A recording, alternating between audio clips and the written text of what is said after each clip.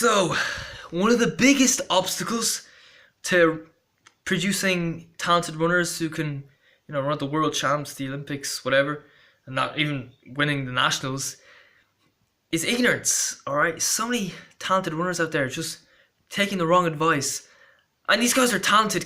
These guys are committed. They're hardworking. Um, they got the mindset of champions, but they're just being let down. And like there's a guy I follow on YouTube. He's got a big following. He runs a Bournemouth Athletic Club. He tells me he gets a lot of emails from athletes, mostly young athletes, looking for advice in training, and like they show him his their training plan that they're doing, and he says most of the time, or a lot of the time, these guys are just doing sessions. Alright, there's like no easy running apart from like the warm-ups and the cool downs. And it's just not sustainable. Like, you're getting guys being national champions at 14 who are completely burnt out by 16. Do you know what I mean? And it's like a waste of talent, and these guys are just being let down. Alright? Now, how do you persuade them how do you persuade them to train properly? Because it can be hard to persuade someone to go from thinking everything has to be a session, everything has to be hard, to thinking most of your mileage should be easy, sessions make up a small percentage of the mileage. What worked for this guy, he back then he used to do everything at a high intensity. Like, his long runs would be like a tempo runs, more like, and he's doing low mileage. He was talking to a guy who was like an 800-meter runner. He ran like a 1:47. He raced Sebastian Coe, and he told this guy that back in the day he was doing 100 miles a week in the winter, 50 miles in the summer.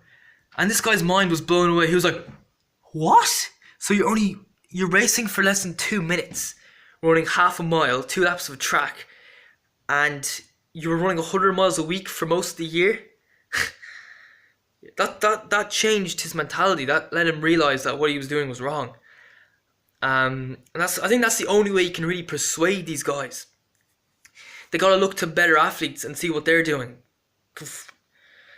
Like, you show an athlete the training program of a 13-minute 5K runner, and you show him that he's doing his easy runs at 6-minute mile pace.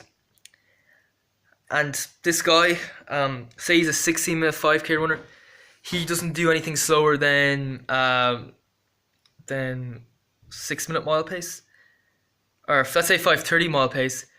And then he looks at his training and realizes, wait a minute, this guy does all his runs slower than I do.